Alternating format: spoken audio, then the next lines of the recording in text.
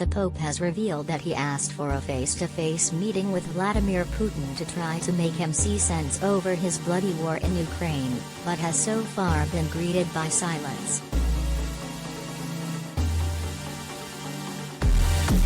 The 85-year-old pontiff told Italy's Corriere Della newspaper that he had communicated to Moscow via Vatican diplomats that he sought a meeting 3 weeks into the conflict.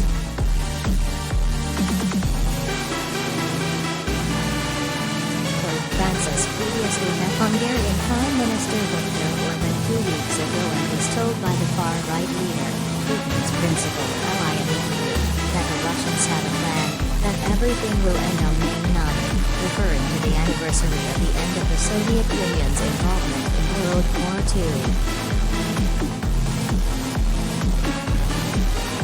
With that date coming early next week, Francis communicated to Putin that he was willing to make the trip to Moscow.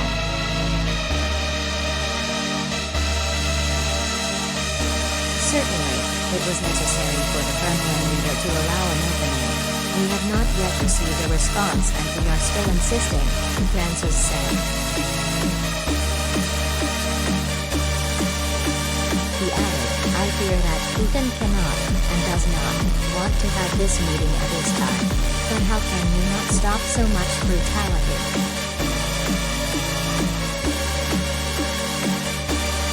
The Pope has walked a delicate tightrope over the conflict, condemning unjustified aggression and lamenting atrocities against civilians, but has until now refrained from officially pointing the finger at Russia and Putin.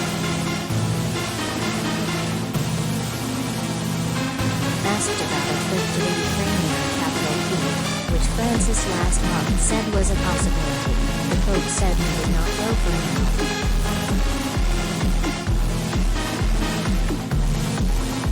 First, I have to go to Moscow.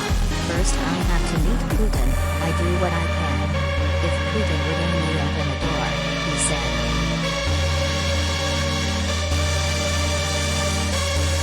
Francis also appeared to suggest NATO was in part to blame for Putin's illegal invasion of Ukraine, which began when the Russian tyrant ordered his troops across his neighbor's border on February 24.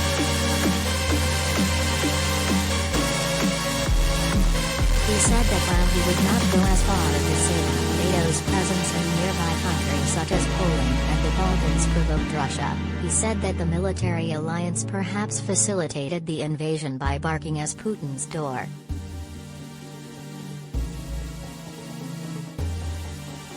NATO and other countries supporting Ukraine have insisted that Moscow has been the aggressor, massing its troops on the border in the months before the invasion before launching its invasion of a sovereign country. It has been reported on Russian telegram channels that Putin is very sick with a triple whammy of cancer, Parkinson's and schizophrenic symptoms, which might go some way to explain his implacable bloodlust towards Ukraine.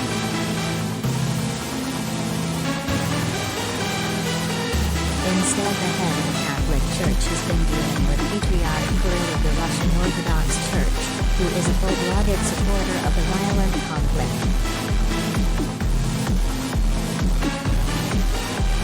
The war in Ukraine has strained relations between the two churches and caused a split among Orthodox Christians around the world. In the interview, Francis said that when he had a 40-minute video conference with Kirill on March 16, the Patriarch spent half of it reading from a sheet of paper with all the justifications for the war. Moscow describes its action in Ukraine as a special operation to demilitarize and denazify its neighbor.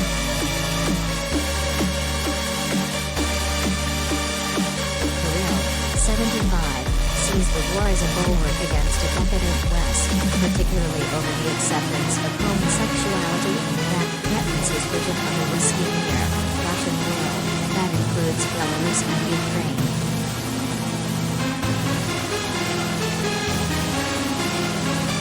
The Pope and Kirill are pastors of the same people of God. That is why we have to seek paths of peace, to cease the fire of cannot become Putin's altar boy, Francis was quoted as saying. The Pope also said that when he met Viktor Orban on April 21st, the Hungarian Prime Minister told him the Russian had a plan, that everything will end on May 9, referring to the anniversary of Russia's liberation at the end of World War II. Russian Foreign Minister Sergei Lavrov has said the anniversary would have no bearing on Moscow's military operations in Ukraine.